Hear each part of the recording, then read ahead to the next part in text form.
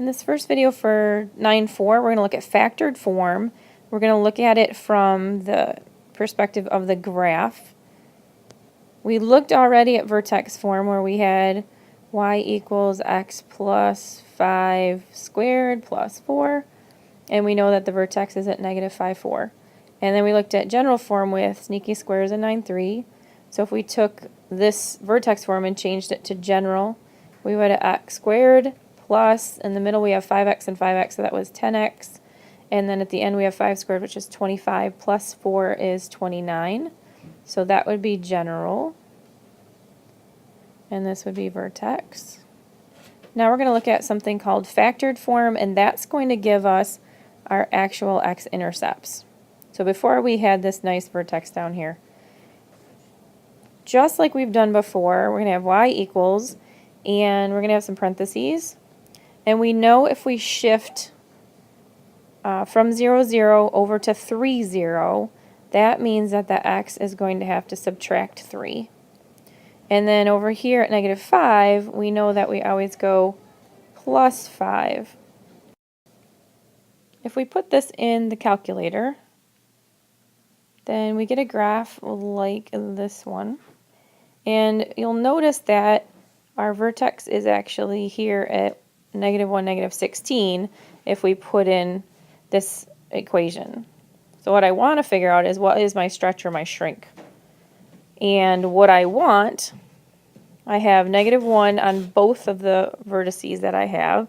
So I'm going to take what I want is negative 8. What I have is negative 16. So I'm going from this negative 8 and negative 16. What I want is on top. What I have is on the bottom. So let's simplify. Negative over negative is positive. 8 over 16 is a half. So I can rewrite this as either y equals 1/2 x minus 3 x plus 5, or if you like decimals better, which I don't, but some people do, 0.5 x minus 3 and x plus 5. So either one of those would work to get us back to this original graph that I wanted to create. Let's take a look. Our vertex from the other page was at negative 1, negative 8. That was our vertex. And then we also had a shrink because it got smaller by 1/2. So we can just plug that in like we did in chapter 8. So I get y equals 1/2 x, and then we have minus 1, so it's shifted 1 squared because it's a parabola, and then minus 8. Or, again, if you like to write it, 0.5 x plus 1 squared minus 8. You can do that as well. And then for general form, we can use either to figure out what it is. We're going to start with sneaky squares.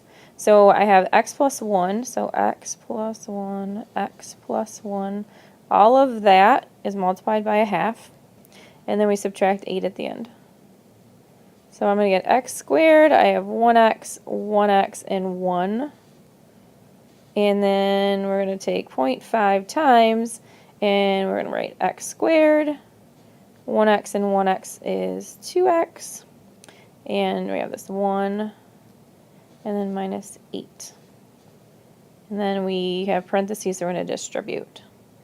So 0.5 x squared, and half of 2 is 1, and half of 1 is 0.5, and then minus 8, and we get 0.5 x squared plus x, and then 0.5 minus 8 is a negative 7.5. So that's my general form. I'm going to write those down here. So vertex form we said was y equals 1/2 x plus 1 squared minus 8. And then general form, we have y equals 1/2 x squared plus 1x minus 7.5. And factored form, we had y equals 1/2 x minus 3 x plus 5. So those are our three forms. Go ahead and pause the video and rewrite letter A in factored and vertex form. On letter A, let's start off with I can divide out a 2, factor out a 2 from everything. So if I divide 2 by 2, I get x squared. Minus 8 divided by 2 is 4x. And negative 24 divided by 2 is negative 12. And then I'm going to create some sneaky squares here. And I have x squared here. I have a negative 12 over here. And I need to figure out what times what makes negative 12 that adds to a negative 4. And I know that this is x and x, and I know negative 6 times positive 2 equals negative 12, and negative 6 plus 2 equals a negative 4. So then this is negative 6x and 2x. And then I have my factoring would be 2, right, because I have a 2 out here. 2 times x minus 6 and x plus 2. And that would be factored form. Oops, forgot my R.